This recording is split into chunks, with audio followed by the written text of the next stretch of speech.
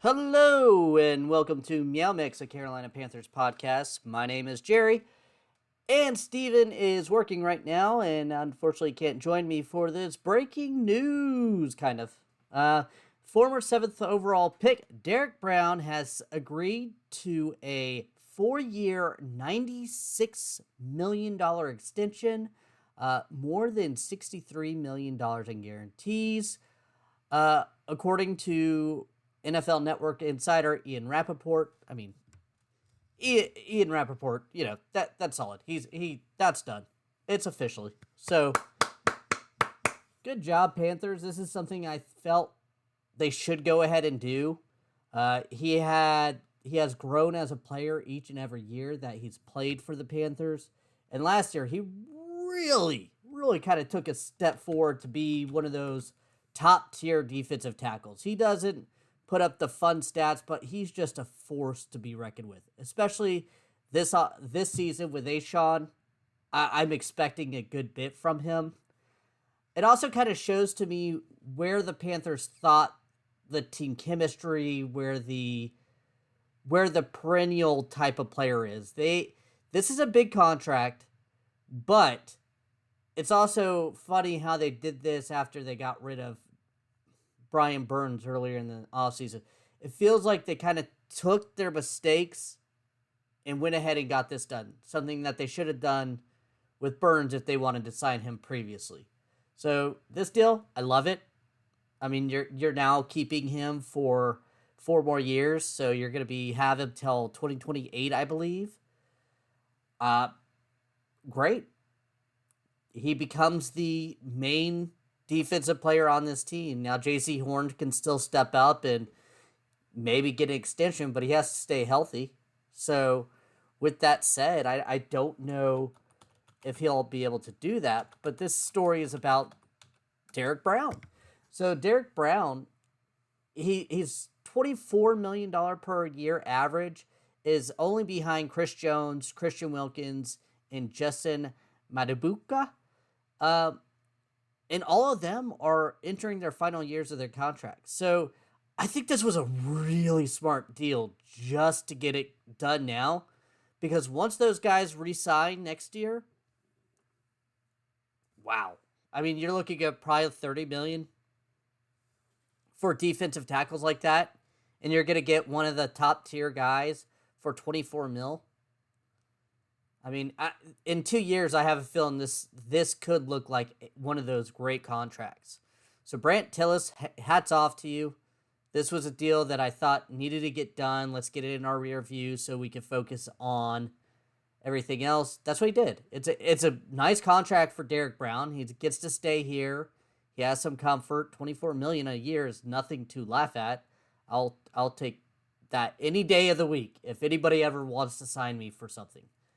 But for the most part, the Panthers kind of solidify where they're going with this defense. It's going to be Derrick Brown. It's going to be J.C. Horn, maybe. And other than that, Burns and Luvu are gone. So we'll see. Maybe they'll draft a big-time defensive player in the draft.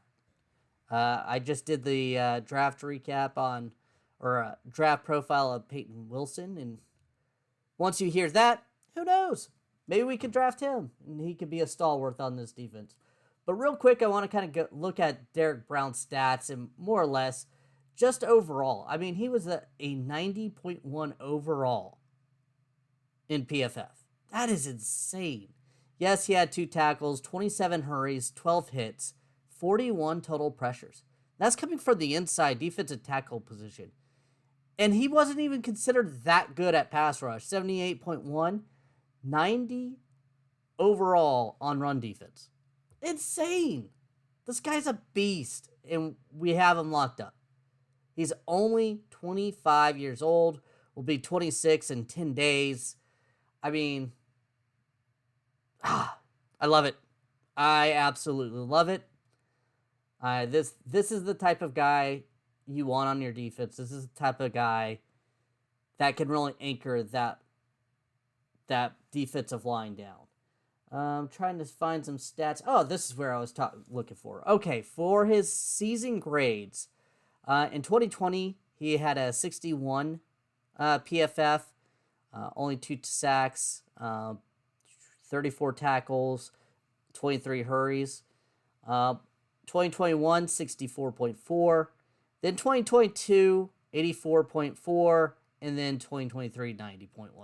I mean, he's gotten better every year. I don't know what when you draft someone number 7 overall, you hope they get better. You hope they come in as a star. I don't feel like he played as good as he could have in his first couple seasons, but I also think that could have been the situation just in Phil Snow and offense or defense. That weird, umbrella style defense that they had. And then last year when Evero came in, and the year before that, it seems like he started putting it together, how to play a little bit better. He got into a scheme that fit his abilities better as well.